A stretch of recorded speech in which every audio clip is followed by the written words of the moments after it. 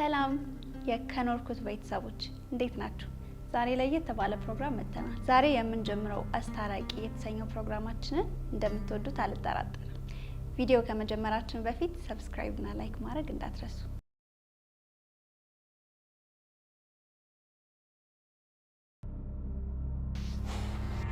ሰላም እንዴት ናችሁ? ሰላም ነበር። እስኪ ዛሬ ያመጣችሁ ጉዳይ እኔ ጋር እስኪ እሱ ይንገርሽ። ስልኬን አትንኩብኝ ነው የሚለው። ኢንስታግራም ላይ ያሉት ነገሮች እንዳለ እንዳይታዩበት። ሰው እንዴት ያለ ፍቃዱ የሰው ስልክ ይነካል እንዴ? አታምኝም እንዴ? የባሌን ስልክ መንካት የለብኝም እንዴ? እኔ ያለ ፍቃድ አትንኪ ነው እንጂ የምደብቀው ነገር ከሌለ ምን አገባ? ስልክን ብነካው ባልነካው ይሄን ያክል ላንተ ትልቅ ነገር ነው? የምደብቀው ነገር እንደሌለ ከፈለግሽ ይኸው አሁን ማረጋገጥ ትችያለሽ። አሁን ሰው ፊት ስለሆነ ነው ታዲያ እየሰጠኛለሁ። ከዚህ በፊት ሲጀምር ስልክን ስለ አንተ የማሰጥበት ምክንያት ምንድነው? የምደብቀው ነገር ስላለ ገባህ አይደለ? ብዙ ሴቶች ዙሪያ ላይ ስላሉ እኮ የምደብቀው ነገር ምንድነው? ምን አውቃለሁ እኔ እንግዲህ ሴቶች የምታሳዳቸው ሴቶች እንዳይታዩብክ ነው። ሌላ ምንም ነገር አይደለም። ገባህ? እኔን እዚህ አስቀምጠህ ስንት ዋጋ የከፈልክበትን ፍቅር እዚህ ቁጭ አድርገህ አንተ ግን እዛ ያንቺ ወንዶችስ እነዚህ ዘመር ናቸው ጓደኞቼ ናቸው ብለሽ ይዘሻቸው የምትመጫቸው ወንዶች? የኔ ወንዶች እኮ ማለት እኮ የኔ ጓደኞች ሲጀምር እኔ ሴት ጓደኛ እንደሌለኝ ታውቃለህ። ጓደኞቼ እንዳለ ወንድ እንደሆኑ ታውቃለህ። ዛሬ አይደለም ደግሞ ማለት እኮ ከኔ ጋር ቆይ አስጨርሰኝ። ከኔ ጋር ከመተዋወቅ በፊት ታውቃለህ አይደለ? እኔ ሲጀምር ሴት ጓደኛ እንደሌለኝ ምንም ማውቀው ነገር የለም። ለምን ደግሞ አታውቀው? ምንም ማውቀው ነገር የለም። ኦኬ አሁን ሰው ፊት ስለሆንክ ነው እንደዚህ ያልክ ያለኸው እንጂ ስለኔ አንተ አታውቅም።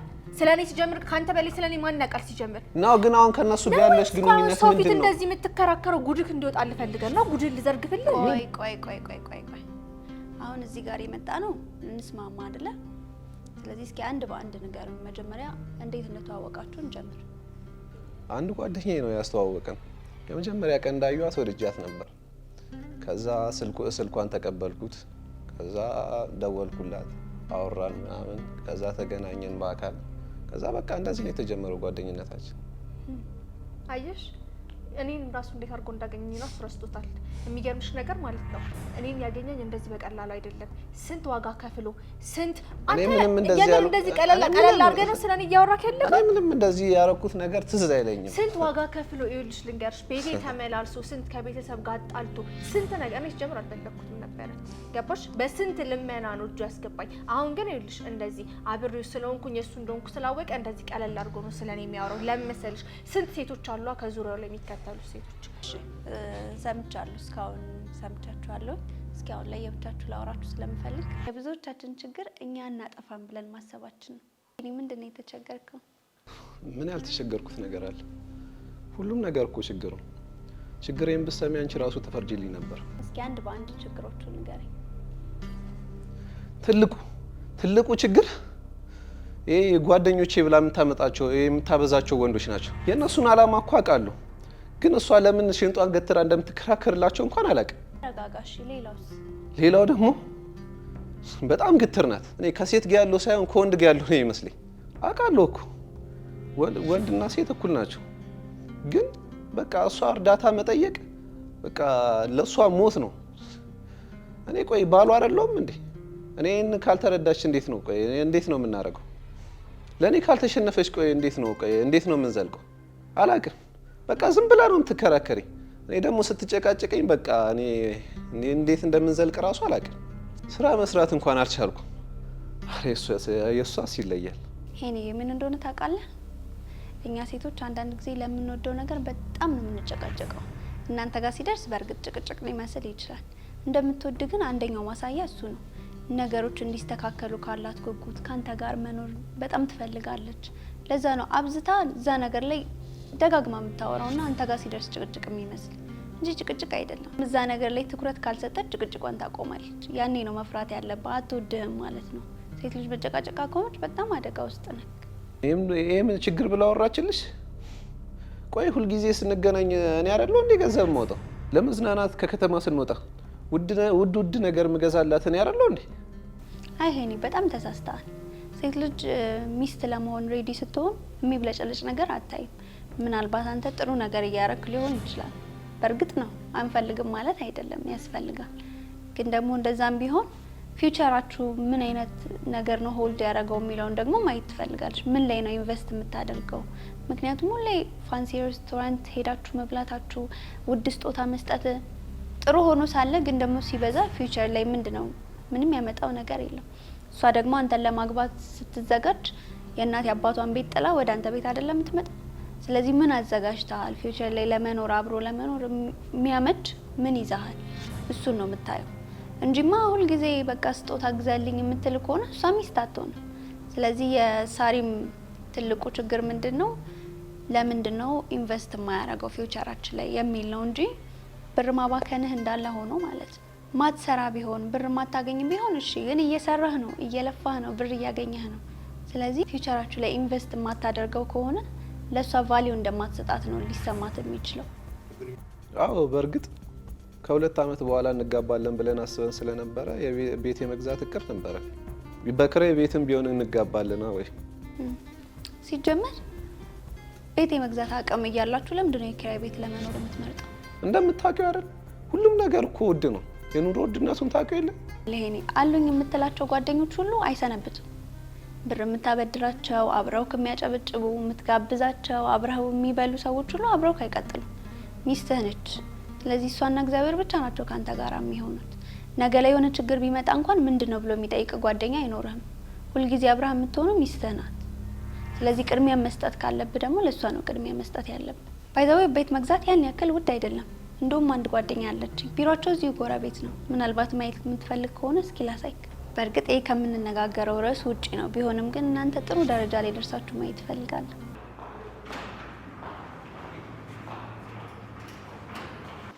እዚህ ትጠብቀኛለህ? አንዴ ቼክ አድርጌያት ልምጣ እንዳለች ውስጥ ሳሪዬ። እንዴ እንዴት በዚህ ሰላም ልበልሽ። ከየት ተገኘሽ ዛሬ? ዛሬ ወጣልኩ የጠፋ ሰው። ደህና ነሽ? እንዴት ነሽ? አለሁልሽ። እንዴት ተገኘሽ ዛሬ? በጣም አስገርመሽኛል። አንድ ጉዳይ ነበረኝ። ኧረ እባክሽ ምን አጋጠመሽ? የሚያመጣ ምንድን ነው? ደህና ነሽ? ከረጅም ጊዜ በኋላ ጠፋሽ። ደግሞ ምን ሆነሽ? ተጠፋፋን። አትደውይልኝም? ተጠፋፋን በጣም። ሻይ ቡና ምን ይምጣልሽ? ምንም አንድ ጉዳይ ነበረኝና እባክሽ የሆነ ነገር ውሰጂ። በእውነት እንግዳ ይዤ ነው የመጣሁት። ቤቴ ድረስ መጥተሽማ እዚህ እየጠበቀ ነው። ምንድን ነው? አንድ ጉዳይ ነበረኝ። እሺ ሳሪዬ ታግዢኛለሽ? ኧረ በሚገባ እንዴ። አንድ ወዳጅ አለኝና አዲስ ገና ሊጋቡ ያሉ ሰዎች ናቸው። አዲስ ባለትዳሮች ናቸው። እንግዲህ እሺ ቤት ፈልገው ነበረ። ያው እኔ ነኝ ያማከርኩት ለነገሩ። ኦኬ ብዙ ገንዘብ የለኝም ብሎ ነው የሚያስበው እሱ። ኦኬ ግን ያው ብዙ የቤት አማራጮች እንዳላችሁ ሰምቻለሁ። አንቺም ስታጫውቺኝ ነበረ። ያ ለኪሱ ተመጣጣኝ ይሆናል ብለሽ የምታስቢውን ነገር እንድትነግሪልኝ በዛው ይዤው መጥቻለሁ። ምንም ችግር የለውም። በደንብ ታብራሪለታለሽ በሚገባ ምንም ስለዚህ ችግር ይዤው ልምጣ የለውም። ማለት ይዘሽው ነኝ። አመሰግናለሁ እሺ ሳሪ። ምንም አይደለም። እሺ እንኳን ደህና መጣ። አረፍ በል እስቲ። እንኳን ደህና መጣ በድጋሚ። እንኳን ቆይሽ። ሳራ እባላለሁ። ስላንተ ኤልዳና ብዙ ነገር ነግራኛለች። ደግሞ ትክክለኛ ቦታ ላይ ነው የመጣኸው። ቤት መግዛት እንዲቀላል ነው እንደ የሚያስብሉ አማራጮችን ስለማሳይህ ደስ ብሎ ላንተ የሚሆን ነገር ይዘህ ትወጣለህ ብዬ ተስፋ አደርጋለሁ። በጣም ጥሩ። ግን እኮ እኔ ብዙ ገንዘብ የለኝ። እኛም ብዙ ብር አንጠይቅም። እንደውም በሰፊ በረጅም ዓመት የምትከፈልበትን የክፍያ አማራጭም ነው ይዘን የመጣ ነው። እንደ አቅምህ ከ430 ሺህ ብር ጀምሮ የምትከፍላቸው ክፍያ አማራጮች ስላሉ ምንም አያስጨንቅህም እሱ። በጣም ጥሩ። እኛ አሁን ላይ እየሰራን ያለናቸው ቤቶች የኮምፓውንድ ነው እየገነባን ያለ ነው። የመኖሪያ መንደር ነው። 65 ሺህ ካሬ ላይ ያረፈ ነው። 43 ቪላ እና 18 አፓርትመንቶች የያዘ ነው። ቪላ ቤቶቹን በከፊል ግንባታ ገምተን አስረክበናል። አሁን አፓርትመንቶቹ ነው እየሰራን ያለ ነው። ከስቱዲዮ ጀምሮ እስከ ባለ 4 መኝታ ሰፊ ኦፕሽን ይዘን መተናል። እንዳልኩ መጀመሪያም ላይ ከ430 ሺህ ብር ጀምሮ የመጀመሪያ ክፍያ የምትከፍልበትም አማራጭ ይዘን መተናል። እንዳልኩ በጣም ብዙ ነገር የተሟላለት የመኖሪያ መንደር ነው የምንገነባው እኛ 18 አፓርትመንት ሙሉ በሙሉ ግንባታ አልጀመርንም። ሙሉ በሙሉ ለሽያጭ ይዘን አልወጣንም። በሎት ከፋፍለን ሎት በሎት እየሰራን እያስረከብን ነው ቀጣዮቹን ወደ ገበያው ይዘን መውጣት የምንፈልገውና አሁን ከፋሲሊቲ አንጻር ከተማው ላይ ካሉ ሪል ስቴቶች ለየት ብለን የመጣንበት ነገር አለ። አሁን ለምሳሌ ከአሚኒቲ ሰሞኑን አንድ ያወጣ ነው ብሎ ካለ ዲያስፖራ ቢልዲንግ 2 የምንለው የመጨረሻ ቢልዲንጋችን ነው በዲያስፖራ ሎት ማለት ነው። ሶስት ህንፃዎችን የያዘ ነው። ወጥ ቤዝመንት አላቸው። 7 ቤዝመንት ነው ያላቸው። 7ቱም ቤዝመንት ሙሉ በሙሉ የፓርኪንግ ቦታ ነው የሚኖረው። የራሳቸው የሆነ የመዋኛ ገንዳ አላቸው። የራሳቸው የግሪን ኤሪያ ቦታ አለ። የራሳቸው ግራውንድ ቴኒስ፣ ቴብል ቴኒስ የሚጫወቱበት ቦታ አለ። ላይብረሪ፣ ሪሴፕሽን፣ የጂምናዚየም ቦታ፣ አዳራሽ፣ እነዚህም ሁሉ የያዘ የመኖሪያ መንደር ነው እየገነባን ያለ ነው። በአንድ ህንፃ ላይ 4 ሊፍቶች ናቸው ያሉት። የካርጎ ሊፍት ለብቻው አለ። እንደው 4 መሆኑ ብቻ ሳይሆን በጣም ሰፋፊ ሊፍቶች ናቸው።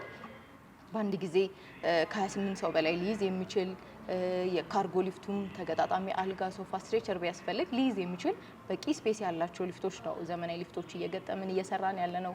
የራሳቸው ጄኔሬተር፣ ተጠባባቂ ጄኔሬተር፣ ወተር ፓምፕ፣ ጋርብሽተር እነዚህም ሁሉ ያሟላ ዘመናዊ መኖሪያ መንደር ነው እየገነባን ያለ ነው። በተለይ ይሄኛውን ሎት ለየት የሚያደርገው ከቪው አንጻር በደንብ የሞርኒንግ ቪው፣ የፀሐይ መውጫ ቪው እና የሲቲ ቪው የሚኖርበት ሌክዠሪ ኮምፓውንዳችን ነው፣ ሌክዠሪ ሎታችን ነው። እሱ ላይ በደንብ አሳይሃለሁ። እንዳልኩ እዚህኛውም ሎት ላይ ባለ 1 መኝታም ባለ 2ም ባለ 3 ባለ 4 መኝታ የሚገኝበት አማራጭ ያለበት ሎት ነው። እሱን አሳይሃለሁ በደንብ። ሌሎችም አሉ። ሌሎችንም እንደ ምርጫ አሳይሃለሁ። ቅርብ ልታገባ እንደሆነ ኤልዳና ነግራኛለች። እኛ ጋር ከስቱዲዮ ጀምሮ እንዳልኩ ባለ 1 ባለ 2 ባለ 3 ባለ 4 መኝታ አለ። ያሉትን አማራጮች ልንገርህና እንግዲህ ኪስህን ስለማላቅ አንተ ትመርጣለህ። ለምሳሌ አሁን ባለ 1 መኝታው 69 ካሬ የመጀመሪያ ክፍያው መክፈል የሚጠበቅብህ 431 ሺህ ብር ነው። ባለ 2 መኝታ ከ99 ካሬ ጀምሯለን። ከ99 እስከ 155 ካሬ ድረስ ሰፊ አማራጮች አሉ። አሁን ለምሳሌ የ99ን ብነግርህ የመጀመሪያ ክፍያ መክፈል የሚጠበቅብህ 619 ሺህ ብር አካባቢ ነው እንደ ቅድመ ክፍያ። 118 ካሬ ጀምሮ ደግሞ ባለ 3 መኝታ አለን። ለምሳሌ 118ቱን የመጀመሪያ ክፍያ መክፈል የሚጠበቅብህ 738 ሺህ ብር ጀምሮ ነው መክፈል የሚጠበቅብህ። ባለ 4 መኝታም እንደዚሁ አለን። ባለ 4 መኝታ 167 ካሬ አለ። እሱ ላይ የመጀመሪያ ክፍያ መክፈል የሚጠበቅብህ እንዲሁ በተመሳሳይ 1 ሚሊዮን 50 ሺህ ብር አካባቢ ነው የሚሆነው ቅድመ ክፍያው። ኢቭን ኢፍ ይሄንን በ2 ዙር መክፈል ትችላለህ። ለምሳሌ አሁን ባለ 2 መኝታ 619 ሺህ ብር ብያለሁ። አሁን ዛሬ መክፈል ባትችል የዚህን ሀፍ ትከፍልና ከዛ ቀጣዩን ደግሞ እስከ 1 ወር ጊዜ ድረስ ሁላ እንሰጥሃለን። ከዛ ሙሉ አግሪመንት ትወስዳለህ ማለት ነው።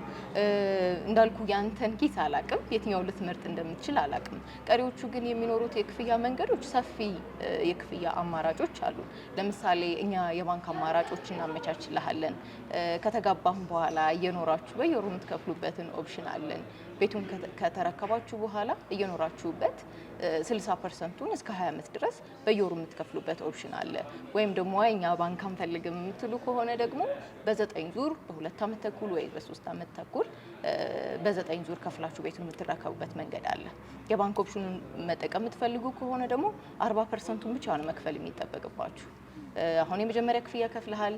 ሁለተኛ ክፍያ ከወራት በኋላ 15% ትከፍላለህ። እንደዚሁ ደግሞ ከአመት በኋላ ቤቱን እስክትረከብ ድረስ 40%ቱን ትከፍልና ከዛ 60%ቱን ደግሞ ከተረከብክ በኋላ እየኖርክበት የምትገዛበት የምትከፍልበትን የክፍያ መንገድ ነው ያመቻቸ ነው። አሁን እንዴት ነው ትንሽ ቀለል አላለህም? ቤት ስታስብ ያው በሚሊዮን አሁን መክፈል አለብኝ የሚል ነገር ነው እንዳልኩ ያሳስበዋል ያለችኝ ኤልዳና። እና ይሄ ነገር እኛ ካመጣ ነው የክፍያ መንገድ አንጻር እንዴት ነው ቀለል አላለልህም? በጣም ጥሩ ነው። ወደድከው? አዎ በጣም ወድጄዋለሁ። ግን እንደዚህ ሆኖ ያሉት ነገሮች አሁን ለምሳሌ ውሃ፣ መብራት ምናምን እንዴት ነው? እኛ እንዳልኩ ቤቶቻችን በሎት ከፋፍለናቸዋል። አንድ ሎት 3 ህንፃ ያዛለ፣ 4 ህንፃ ያዛለ። የራሱ የሆነ የጋራ መገልገያ ነው ያለው በሎት ስንከፋፍላቸው። አሁን እንዳልኩ ዲያስፖራ ቢልዲንግ 2 የምንለው 3 ህንፃ ነው የያዘው። የራሳቸው ጀነሬተር አለ፣ ተጠባባቂ ጀነሬተር አለ። የራሳቸው የሆነ ከሌሎቹ ጋር የማይጋሩት 5 ተጠባባቂ ጀነሬተር ነው የሚደረገው። ሙሉ ለሎቱ 2ቱ ብቻ ነው አክቲቭ መሆን የሚጠበቅበት፣ 3ቱ ባካፕ ነው የሚሆነው። እኛ እንግዲህ አካባቢውን ቅድም እንዳነሳሁልህ ተራራ ስር ነው የኛ የመኖሪያ መንደር እና አካባቢውም ደግሞ በጣም በቂ የሆነ የከርሰ ምድር ያለው አካባቢ ነው።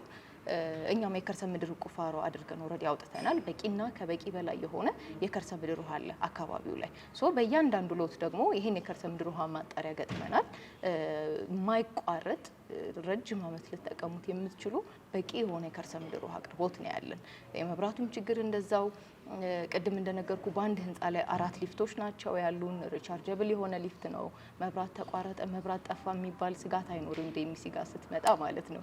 እኛ እያንዳንዱ ዲዛይኖቻችን ዲቴይል ነው። ምክንያቱም ቤት ስትገዛ እንግዲህ አሁን ትዳር እያሰብክ ነው፣ ልጆች ይመጣሉ፣ ቤተሰብ ይመጣል እና ፊውቸር በደንብ ይታሰባል። 10 ዓመት፣ 20 ዓመት፣ 30 ዓመት በዚህ ሁሉ ስትኖር የምትፈልጋቸውን ነገሮች በሙሉ ያለምንም መንከል ልታደርግ የምትችልበት አይነት ነገር ነው። እኛ ከዲዛይን አንጻር ዲቴይል የበግ ማረጃ ትራዲሽናል ኪችን ዲቴይል ዲዛይናችን ላይ ተጠንቅቀን እየሰራን ያለ ነው። ልጆች ሲመጡ አሁን የተማረ ትውልድ ያስፈልጋል። እሱን አስበን ላይብረሪዎች አዘጋጅተናል። የስፖርት ማዘውተሪያ ቦታ ግዴታ ነው። ግራውንድ ቴኒስ፣ ቴብል ቴኒስ የሚጫወቱበት ቦታ አለ። ሪሴፕሽን አለ። የጂምናዚየም ቦታ አለ። እንዲሁም ለዴኬሮች የሚዘጋጁ ቦታዎች አሉ። በጣም ጥቂት የሆኑ ደግሞ የሱቅ ቦታዎችም አሉ እዛው ጋር አትሊስት ነዋሪዎች የሚፈልጉትን በቅርበት ማግኘት እንዲችሉ ጥቂት የሆኑ የሱቅ ቦታዎች እዛው ላይ እንደዚሁ ሬዲ ያደርገናል እና ምንም የሚያሳስብህ ነገር የለም። እኛ ቤት ላይ ስትኖር የሚጎልብህ የምትቸገረው አንዳች ነገር የለም። ስለዚህ አሁን አንድ የመጨረሻ ጥያቄ ነበር። እሺ ዋጋቸው ግን እንደዚህ ቅናሽ የሆነው እንትን አካባቢው ሩቅ ስለሆነ ነው እንዴ? እንግዲህ አካባቢው ለቡ መብራት ኃይል ቻድ ኤምባሲ አጠገብ አሁን በኪሎ ሜትር ትንሽ ስጠቅስልህ ከቦሌ እዚህ እኛ ሳይት ላይ ለመድረስ 15 ደቂቃ ነው ድራይቭ ማድረግ የሚጠበቅብህ ከቦሌ ኤርፖርት ማለት ነው። በጣም መስቀለኛ መንገድ ላይ ነው። ብዙ የመንገድ አማራጮች አሉት። ከሜክሲኮ ኦልሞስት 8 ኪሎ ሜትር ርቀት ላይ ነው የሚገኘው። ዳር የምትለውና ሩቅ የምትለው አይነት ነገር አይደለም። አካባቢው የለማ አካባቢ ነው። እስኪ ለማ የምትጠብቀው ሰፈር አይደለም። ያንዳንዱ መዝናኛ ቦታዎች እንደውም እንደ ሁለተኛ ቦሌ የሚታይ ሰፈር ነው። ምክንያቱም ቦሌ ላይ ያሉ መዝናኛ ቦታዎች ሙሉ በሙሉ እዚህ በብራኝ ታገኛለህ። አስፓልት ተሻግረ ትምህርት ቤት፣ የጤና ተቋም፣ ፖሊስ ስቴሽን፣ ትላልቅ የሆኑ የገበያ ማዕከሎች የምታገኝበት ሰፈር ነው። እያብራራሽልኝ በነበረበት ሰዓት ምን አሰብኩኝ መሰለሽ? ባለ 2 መኝታ እንትን ለመግዛት ነበር ያሰብኩት። ምን ታስቢያለሽ? ጥሩ አስበሃል። እንደንኩ አሁን አዲስም ተጋቢ ስለሆንክ ነገ ልጆችም ይመጣሉ፣ ዘመድም ይመጣል እና ባለ 1 መኝታ ከምታደርገው ባለ 2 መኝታ ማድረግ ጥሩ ነው። አሁን የኛ ባለ 2 መኝታ ዲዛይኖቻችን የራሳቸው የሰራተኛ ክፍልም አለው። በአንድ ቤት ውስጥ 3 መታጠቢያ ክፍል ነው የሚኖረውና ጥሩ ምርጫ ነው የመረጥከው። አሪፍ። ታዲያ ምንድን ነው የሚያስፈልገኝ አሁን እንትን ለማለት? የሚያስፈልገው መታወቂያና ቅድመ ክፍያው ነው የሚጠበቅብህ። ቅድመ ክፍያው እንዳልኩ 619,335 ብር ነው የመጀመሪያ ክፍያ መክፈል የሚጠበቅብህ። ፕላስ መታወቂያ ካለ እዚሁ ደረሰኝ ቆርጬልህ ይዘህ መሄድ ትችላለህ አግሪመንትን። ስለዚህ ሞባይል ባንኪንግ መክፈል እችላለሁ ማለት ነው? ትችላለህ። በድርጅቱ አካውንት አስገባና ደረሰኝ እንቆርጥልሃለን። ምንም ችግር የለም። ያው አስገብቻለሁ። ኦኬ እሺ፣ በቃ ደረሰኝ ልቁረጥልህ፣ ፕሮሰስ ላድርግልህ። ትንሽ ደቂቃ ጠብቅ፣ ይዘህ ትሄዳለህ። እሺ እሺ። እንዴት ነበር? ቤት መግዛት እንደዚህ ርካሽ እንደሆነ አላውቅም ነበር። ግድ የለም። ቤት መግዛት እኮ በጣም ወሳኝ ኢንቨስትመንት ነው ታውቃለህ አይደለም? በዛ ላይ ደግሞ እንደነገርኩ ጓደኛዬ ነች እሷ እና በጣም ጥሩ ኃላፊነትም ይሆናል አንተ ስፔሻሊ እንደዚህ ገንዘብ የምታጠፋ ከነበረ ምናምን ምን ላይ ገንዘብን በትክክል መዋል እንዳለብህ በደንብ ታውቀዋለህ። በዛ ላይ ደግሞ አዲስ አበባ ውስጥ ያለ ቤት አስበው፣ በጣም አሪፍ ነገር ነው። በዛ ላይ በዚህ ዋጋም እኔም አልጠበቅኩኝም ነበረ ስሰማ። ስለዚህ ለአንተም አሪፍ ነው። እንደገና እሷንም በጣም ታስደስታታለህ። ስትጠብቀው የነበረው ነገር አይደለ? በጣም ነው የምትደሰትበት። በተለይ ደግሞ አዲስ አበባ ላይ ታውቃለህ፣ ቤትን የሚያክል ነገር ካለ የትም ዞረ ብትገባ የምታርፍበት ነው። በተለይ አዲስ አበባ ላይ ደግሞ ቤት አለ ማለት ትልቅ ንብረት አለህ ማለት ነው። ነገ ላይ የሆነ ነገር ሀፕን ቢያደርግ፣ ስራህን ብታጣ ወይ አንድ ነገር ቢፈጠር እፎ የምትልበት ነገር ቤትህን። አልቆየሁባችሁማ? አልቆየሽ? እሺ፣ ውልን ተዘጋጅቷል። እዚህ ጋር ፈርም። እሺ።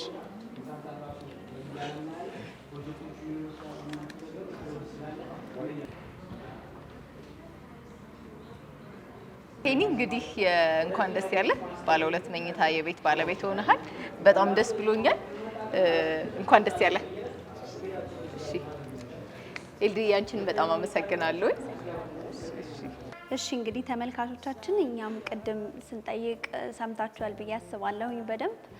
ከዚህ የበለጠ ደግሞ የዴምሲ ቤት ለመግዛት ሳይት ለማየት ወይም ደግሞ እኛ ከጠየቅነው የተለየ ኢንፎርሜሽን ማግኘት ከፈለጋችሁ እታች በማስቀምጥላችሁ ስልክ እየደወላችሁ እኛንም ያስተናገደችን ሳሪን ማግኘት ትችላላችሁ ማለት ነው። በጥሩ እንክብካቤ አስተናግዳናለች። ስለዚህ እናንተም እየደወላችሁ የፈለጋችሁትን ኢንፎርሜሽን ማግኘት ትችላላችሁ። እንግዲህ እኔ ዛሬ በጣም ደስ ብሎኛል። ህልማችን ተሳክቷል። ባለ 2 መኝታ ቤት እንዲገዙ አድርገናል። ስለዚህ እናንተም ደግሞ ህልማችሁ እንደምታሳኩ በጣም እርግጠኛ ነኝ። አሁን የጓጓሁት የሳሪን ሪያክሽን ለማየት ነው። ስለዚህ ወደዛ እንሄዳለን ማለት ነው።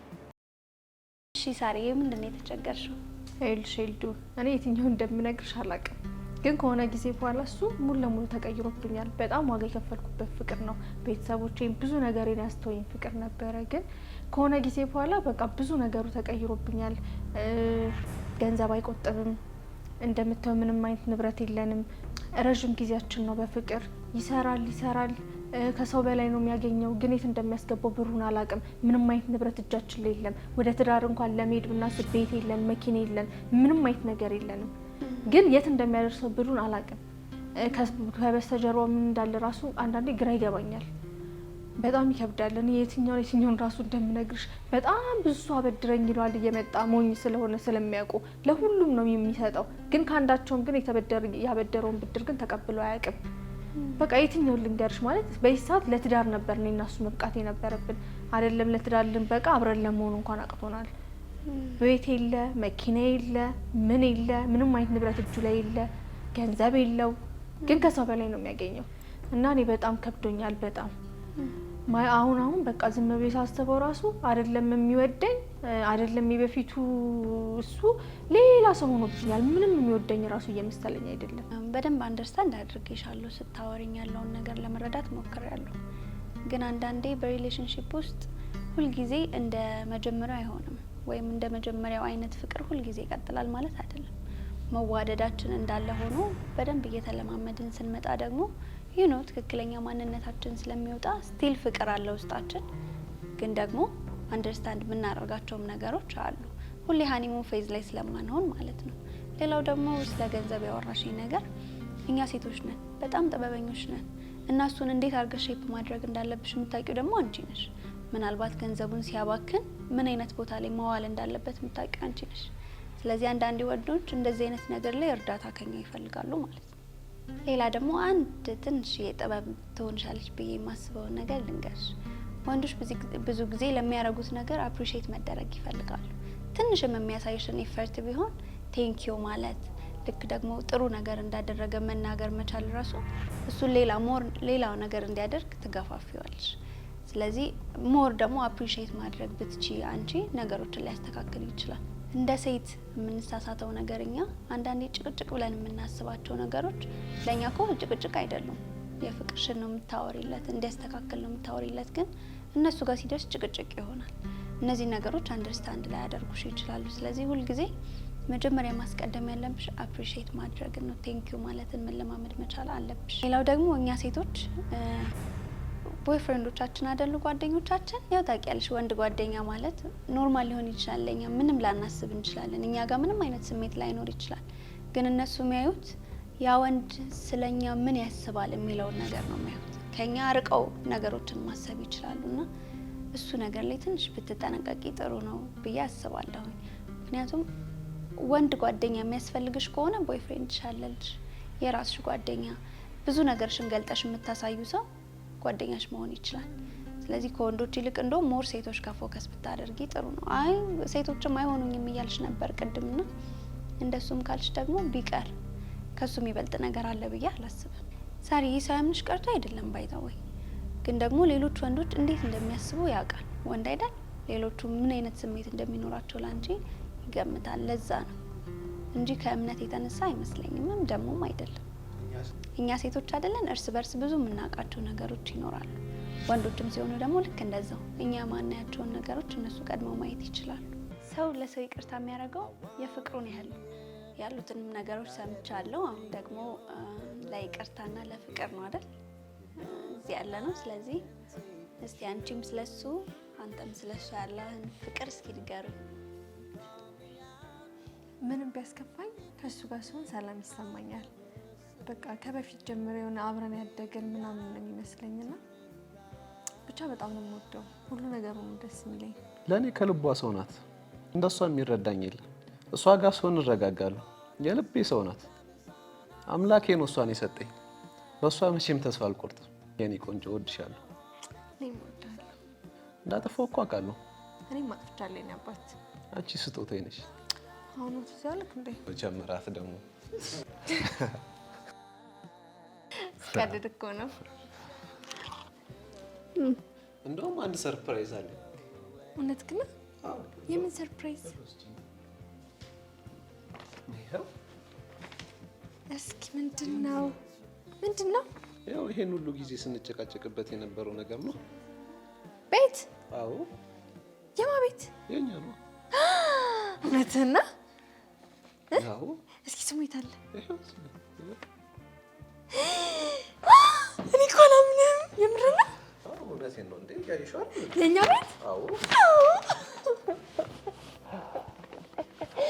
ወይኔ ጉዴ! እኔ አላምንም። እንደዚህ ደስ እንደሚልሽ ባክሞ ነው። ከዚህ ቀድሜ ነበር አሮጌ የነበረው። ደስ አለሽ?